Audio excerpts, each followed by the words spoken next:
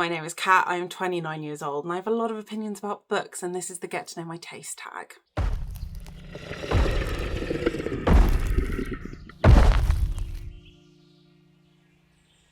Question 1. How do you rate your books? I am very basic. I use the 5-star system. I use decimals because 1 to 5 isn't enough. I don't have a 0. I just do 1, 2, 3, 4, 5. If I'm rating a book 0, to me that's just not rating it. Like 1 is the worst it can get on my scale. I need decimals because sometimes books need to be more specific. Sometimes I really need to get into the nitty-gritty. I don't often break it further down than into like quarter stars because that's really fucking pushing it at that point. But I do love me a 5-star system. I did try a 10-star one for a while and that just felt wrong, and also made it really inconvenient because I use Storygraph and Storygraph uses a 5-star system on there. So it felt silly to like rate it one thing on Storygraph and then another thing on my own spreadsheets.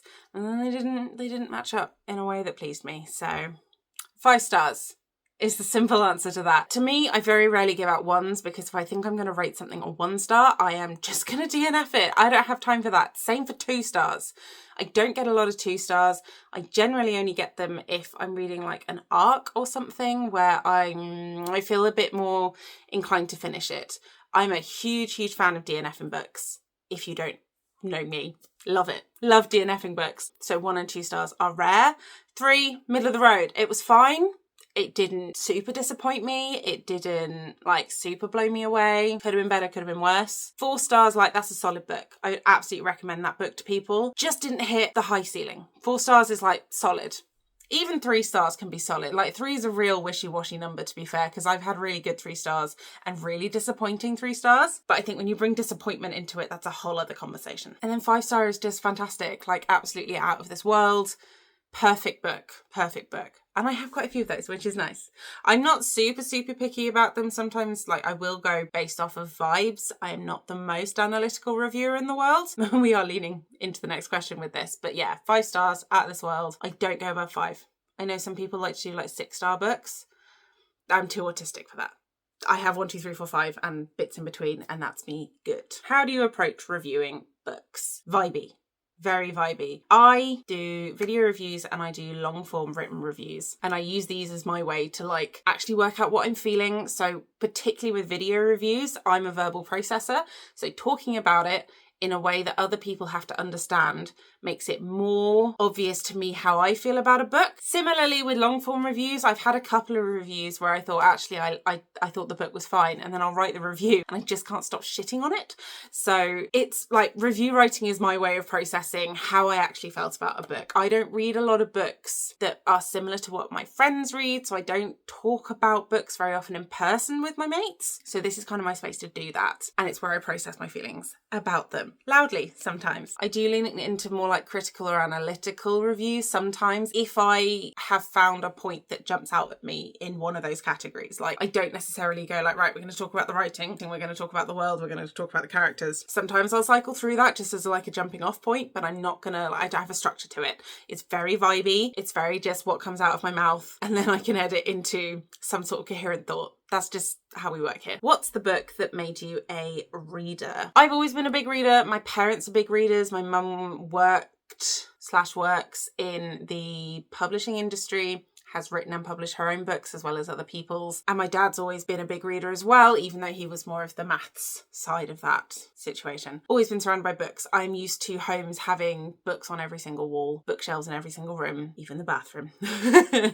I, like a lot of people, kind of stopped reading towards the end of school and around uni, partly because shipping all your books to uni is stupid, and who has the time when you're supposed to be making new friends and studying and shit. So had a bit of a break in that period. And then I discovered Robin Hobb. That's all Robin Hobb. That's the Realm of the Elderling series, which if you're not familiar it's a series of books all set in the same world, but like we have trilogies and one quartet of books in that series which follow different protagonists in different areas of the world, and they all kind of culminate in one final trilogy. It's fantastic. I think there are like 16 books. I spent an entire year reading nothing but Robin Hobb. I read them from start to finish. I devoured them. I have very vivid memories of going on a family holiday, and I hadn't brought the book that came after the one that I finished on the holiday, so I forced my parents to take me to bookshops. There wasn't a lot of force used there, my parents, to try and find Not only the book that came after the one I just finished, but the same edition so that I had the matching ones. Yeah. So Robin Hobb did it. It's such fantastic world building. She writes characters like no other. She will evoke emotions in you that you didn't realise you could feel for fictional characters. She has done some incredible writing in that series, and I have tried to reread them since, but I think a little bit of the magic hasn't quite lasted for me. But that's a whole other video. Robin Hobb got me back into reading, and now I read 100+ books a year. Do you have a genre niche? Yeah. Fantasy. Fantasy is the big one. It's always been the big one. I've always really been into fantasy. Horror as well. I'm really leaning into horror these days, as well as litfic. Litfic surprises me. I didn't realise there was a flavour of litfic that would get me, but there is. I track my stats on a spreadsheet, and the litfic number is always a lot higher than I anticipate it to be, which is like, it feels surprising. And then I look up what the books were and go, oh no, yeah, no, I love that. But I didn't clock that it was litfic. I think I had misrepresented what litfic meant in my head, and therefore had a bit of a like prejudice against the word. I don't know. I read litfic as well. I read a lot of things. Not so much sci-fi. Do like a bit of non-fiction if it's like a slightly off the wall memoir. That's more my thing. But like, as you may have gathered from the channel and the intro and the outro, Trolls and Goblins. I love me Trolls and Goblins. I love that flavour of fantasy. Yeah, give it to me. You don't need to force feed it to me. I fucking love it. I need to think through my words before I say them. This is why I film videos, and this is why they're always a little bit off the fucking wall, okay? That's where we're at. Those are the genres that I like. Mysteries. Love a mystery at the moment, particularly if it's fantasy or fantasy-based. Magical realism, also a good one. Historical fantasy mystery, sweet spot. There is a very specific recommendations video coming on that soon because I have some good recs. Do you generally prefer character-driven or plot-driven stories? Now, if you asked me to explain what the difference between those two things were, I don't think I could tell you anything other than the plot leads one and characters lead the other. Like, I couldn't give you examples of what that meant. I couldn't give you like examples of books that have those types of plots because I don't fully understand where we're at with those definitions myself. I think plot, though, just because I am mega autistic and like structure. So if a story's got a recognisable structure to it that I can get sucked up in, I'm always going to enjoy that more because it's familiar and it's reliable. As long as they can't always be the same though either, because if I feel like I'm reading a book I've already read before, that's boring. But I'm pretty sure I have enjoyed character-driven stories. I think what springs to mind is A Quakey and Mezzy Little Rot. That's a very character-driven story because that literally does just follow the characters around and it's like a character study almost. Oh, The Grey House, that's got no plot. I really enjoyed that as well. Okay, maybe I enjoy both. I haven't looked into that very hard. Maybe that's something to think about. Okay, growth. We can do that. What's a book you love so much you don't care if others don't like it? The Dragon Age novels. Yeah, it's these sad boys that are incredibly shiny and the spines are fucked because I've read them that many times. We have Stolen Throne, Asunder, I don't know if these are in order, The Masked Empire, Last Flight, and The Calling. So I love Dragon Age. I've played all of the games. Don't like the fourth one. Again, whole other video. Feel free to fight me in the comments. I started with Origins and then did 2 and then Inquisition. But I love me a book. These are just genuinely really good novels. And if you enjoy any aspects of the game, these provide a lot of insight into elements of the story that you don't necessarily cover in the games as much as maybe you'd like to, because it's a game and that's kind of not really why they're there, like if they're not part of the main plot. The big one that jumps to mind, I can't remember which book it is. I think it's Asunder, that has Cole's story in it. Cole from Inquisition, he is one of the like companion characters in Dragon Age Inquisition, and he's got backstory that we sort of delve into because he's not quite human, he's not quite spirit. But I think it's this one that explains why, and it's fucking miserable. It will make you sob if you read it in the wrong mood. They're just really good. The writing's not incredible. Not everyone's going to love them. You can read them if you don't know anything about the games. Like, they work as novels on their own, but they do just add so much more to the games than if you just played them on their own. And I have played those games so many times. I don't care if no one else likes them. I will love those forever. And I reread them very often, which is saying something because I never reread books. Nearly never. What's a book you love so much that if someone doesn't like it, you know your reading tastes don't align? This took me a second to wrap my head around the double negative there.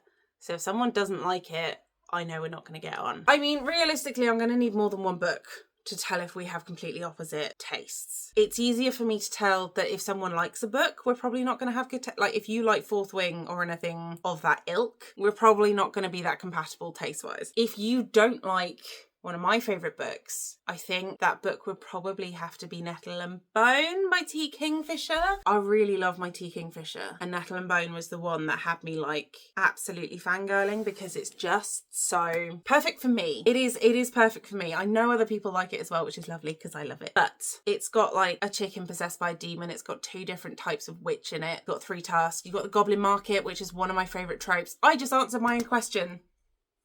That's a later one. We'll come to that. It's got revenge in it. It's really fucking funny. I love Nettle and Bone. So it's not an immediate deal breaker if you don't love Nettle and Bone, but it will give me an inkling into like, okay, maybe we don't quite have super compatible tastes. Maybe. I like to think I'm more open-minded than just having one book throw me off. But it's this, what's in your trash pocket? I've never heard that phrase before, but it's what books, tropes or themes that you know are bad, but you love them anyway. I take it back. I don't think it's bad. I can't think of any tropes that I particularly love apart from the Goblin Market. And that's not even a trope, that's just a recurring mythological location. If a trope's bad, why would I like it? I think they're leaning into like, I don't know, enemies to lovers or something for want of a trope. The tropes chucked around these days are more heavily associated to romance. I don't read a lot of romance, so I don't have an easy in for this question. I genuinely just cannot think of any. Particularly not one that I think is bad, because if I think it's bad, then I'm not going to love it. Am I being too autistic about this question? I think I might be. We're just going to move on. Do you have any deal breakers in books? I have so many deal breakers in books because, like I mentioned before, I love a DNF and I will any excuse to DNF a book, I will. Let's get the big ones out of the way. It's the obvious shit. It's like sexual abuse, it's animal abuse, it's but essay in any form, basically. Anything along those lines. No, you've really got to convince me that that kind of thing is necessary in a book, and I will not give you very much time to do that because I have free will and I don't want to spend time reading about miserable shit like that if I don't have to, if I don't think you're getting to a point, if I don't trust you as an author to do those things. So like, that aside, the smaller ones, my big one is people coming back from the dead. If you kill a character, they better stay dead.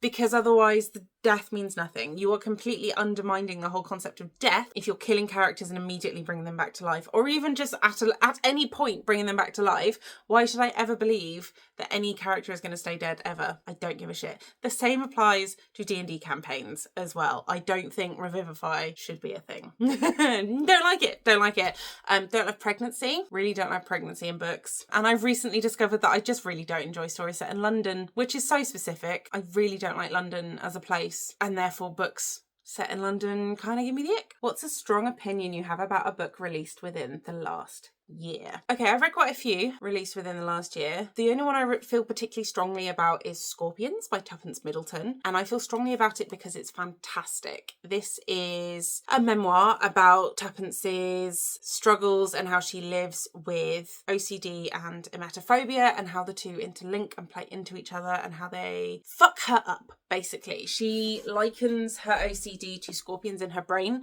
which is where the title comes from, and she has a very specific kind of emetophobia. Neither of these things is something I have ever had any issues with at all, so this was incredibly informative for me. It was written in like heartfelt but very simple, straightforward prose, so it's very easy to understand. It's very easy to relate to what she's saying. It's very short as well, and it's kind of heartbreaking and just so interesting because I've not really discussed it with anyone. I've not really seen any documentaries or none. I don't know much about either topic, and I think this is a very good medium for anyone like me to learn about it from like a first-hand source. So huge love for it. I've not really seen anyone talk about it apart from on like British TV shows, like being interviewed on, I think like This Morning and stuff like that. I love it. I really, really love it. It's on my list of books that I actually want my own copy of because I borrowed the library copy. So good. What do you look for in writing? Like I said before, I'm not super critical about writing. I'm not looking for like Oxford commas or anything like that. Do want irreverence. I really like a snarky, sarcastic, doesn't give a fuck narrator or character. I really like short chapters. I'm much more likely to enjoy a book if the chapters are short and to the point. The shorter the better, really, because I'm like, that's the ADHD in me as well. Double-barreled neurodivergence over here. I need things to just keep going and just boom, boom, boom, one after the other. If you can keep up that pace, short chapters really, really help for that. And a distinct lack of those like really large like quotes or excerpts from like fictional, non-fiction text from within the stories, like at the beginning of each chapter. I don't give a shit about those. Unless they're really short, I'm probably not going to read them, because most of the time they don't add that much, especially if it's like from another point, like if it's an excerpt from a scroll from this philosopher who is completely fictional and will have nearly no bearing on the rest of the story. I'm probably not going to read it. So not having those is a big thumbs up in my book. How do you decide what to read next? Mood reader. Big mood reader. But also, do I have any library books due back? Do I have any arcs that I need to review and finish in order to do so? Do I have anything planned for a video that I need to read? Those are my three big like priority reads. And then it's just kind of mood reading. My TBR, my physical TBR, is currently 3 books long. I just today went and reserved, I think it's 13 books at my library. So I'm going to have an onslaught of books because I'm a little bit slumpy still. I'm just not quite excited about books. I'm not buying new books because that feels like a gamble these days. So yeah, it's just mood reading. It might be as simple as like someone in my writing group recommended The Incandescent by Emily Tesh, and I went and downloaded the audiobook that second, listened to it the next day, and then just couldn't stop listening to it. Like sometimes it's that quick. Sometimes it'll be a book that I've sat on for ages and ages and ages that I've just remembered. Sometimes I will flip through my physical TBR and I'll read like the beginning chunks of some of the books. Mood reader, depends. Sometimes I'll get on my tarot TBR deck and get the cards to decide. Yeah, it varies, man. It varies. I have pathological demand avoidance as part of my autism. So basically, if you tell me to read a thing, suddenly I don't want to read it at all. So I have to keep like some elements of choice, or at least the illusion of choice, around my own reading, to try and manipulate myself into doing the things that I know that I will love, but my brain is telling me that I can't do. That wasn't the greatest explanation in the world if you're not familiar, but it's something to live with. Where do you get inspiration for your BookTube content? Other BookTubers. Mostly. One of the things I really like about BookTube is that there's a lot of reliable story structures. That's not what I wanted to say. There's a lot of reliable video structures or types of video that you can always fall back on that are always informative and fun to film. So stuff like recommendations videos, wrap-ups, vlogs. Like there are very familiar structures in all the aspects of YouTube that at least I watch that I find very familiar and very comforting. So I fall back on those. I rarely have an idea that's like super out of the box. I like fitting my views and my opinions into those structures that everyone else is familiar with, and that's working for me so far. Sometimes I'll do something a little out of the box, but I like my comfort zone where I'm at right now. That works for me. If you could make any book go viral right now, what would it be? Sky on Fire by Jen Lyons. I know she's got another series that is very popular. I can't remember what it's called. This one. I didn't love that one. It's a dragon heist. So a group of people are trying to steal from a dragon's hoard, basically. So it's a heist book, good polyamory, sky pirates, jungle cities, also sky cities. Really interesting love triangle that is actually a triangle. Some good twists, some revenge, some really cool world building, and just lots of dragons. The dragons are the ruling class in that world, and it's a standalone. It is so good. No one fucking talks about it. I ranted and raved about how good it was when it came out last year, and I felt like I was shouting into the void. So, Sky on Fire by Jen Lyons. It's up there somewhere. It's so good. No one talks about it. Read The Sky on Fire if you like dragons. Who are some booktubers with reading tastes similar to yours?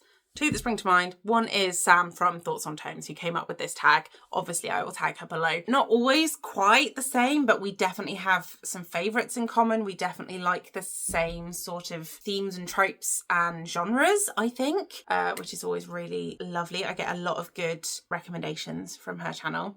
And then the other one is Grace Ellaby, who I have probably mentioned on this channel before. We have very, very similar reading tastes. Always good recommendations from her channel. Please go check them both out. That was the Get to Know My Taste tag. Let me know if you have any questions. Let me know if you've read Sky on Fire or the Dragon Age books, because where are my people?